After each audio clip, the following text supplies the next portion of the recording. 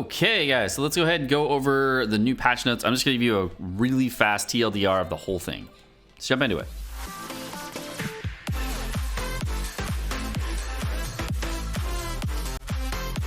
First part, we got Albedo coming out really soon. He's got some really cool abilities. He does look like a Geo character. The thing that's on the right here is just going to be an ability where you just walk on top of it, lets it fly up in the air, and then do plunge attacks on enemies and do large amounts of damage. They're showing off his ultimate ability here that actually does large damage in the air, like a cone effect in front of you, and it does some cool damage, but it's Geo damage. It doesn't react with anything, so it can't do, mad lad, child damage or Mona damage or anything like that. He's also got a trailer with some parts with Sucro where he's kind of just like talking out with Sucro, showing off what he really wants to do with her, painting, and kind of becomes like a nice little painter. He's also got some memes along with it and shows you exactly what to do the thing, and of course there's some Genshin Impact humor at the end. For the overall patch notes for 1.2, the things you got to know is that there's a brand new Dragonspine region. This region, of course, has an area in the middle here, and it's going to be, there's nothing that's been told about Geoclysses or Animalclysses that will be added in this area, but there is a major TP waypoint, so of course you can get that done.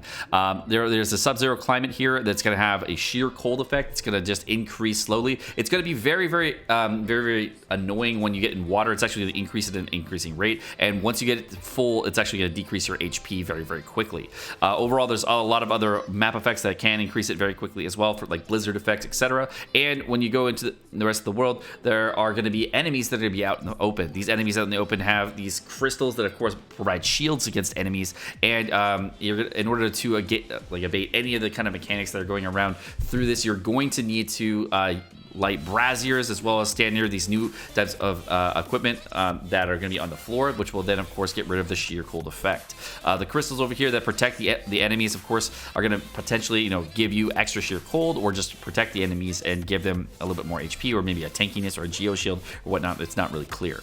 Going into the other foods, there actually are some foods that are going to prevent against sheer cold, that have a brand new type of meat that is most likely going to be exclusive to this region, and there's going to be warming bottles that can be created that are actually only craftable once you reach a certain level of like a reputation level later on. It's going to be a new thing called Scarlet Quartz that can be found in Dragonspine, that you can be found all throughout, and there's going to be a new type of chest mechanic that you can get for breaking things. The Frostbearing Tree is the thing that we're talking about for the reputation place. You basically are able to take this Frostbearing Tree and increase your offering level, which is kind of like a reputation level, to get Acquaint Fates, which are wishes, and of course the warming bottle that we were just mentioning. It also has a wing glider, a crown of insight, and of course the diagram of the Frost Bear. Overall, these things are not super difficult to craft. They have materials that are exclusive to Dragonspine, so you can't pre-farm these except for the fire flowers that you can find around the map, and you can actually use the warming bottles. You can see it creates an area effect around you that lowers the sheer cold. Going into the rest of this, you can actually get a name card as well, which is kind of cool, but the new craftable weapon, which is called the Frost Bear, is going to be a kind of like a prototype Animus, but for a catalyst. It's going to be a really good weapon for anybody, but it's not really a huge surge DPS weapon. It's just going to be like a big one hit and then dip out kind of weapon if you're looking to do an auto attack on a character. There's also going to be a new glider available, and the reputation that you can see here for Ice Harvest is going to be this new quest mechanic that's going to be available every 3 or 4 days. That's going to be available every Monday and every Friday, I believe, from what they told us from this. So you're gonna have to get that done every so often. There's also a new domain called the Peak of Vindagnar, and this is gonna be a domain that's gonna of course drop one of the 2 types of artifacts that are gonna be available, the new Hydro set as well as the new Cryo set. It's just gonna be one new domain, most likely dropping both of the 2 new sets.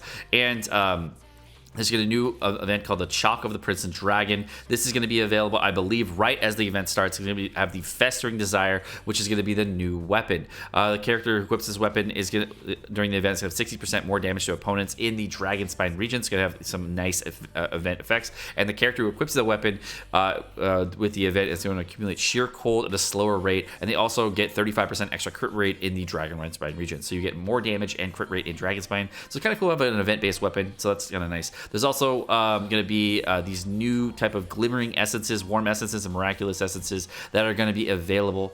that are going to give us more weapon ascension materials, potentially character XP materials, and it's going to be talent upgrade materials that are going to be available from glimmering essences, warm essences, and miraculous essences. They've actually heard our complaints about the resin system, so of course there is actually no issue with the using resin during the event, so that's going to be a really nice thing. I'm hoping that's going to keep on this, but that's going to be it for the news here. My name's Sekapoko. Thank you so much for watching. If you guys enjoyed this video, if you guys did enjoy the video, of course, like, subscribe, all the fun stuff, and you guys have a great rest of your day. Peace.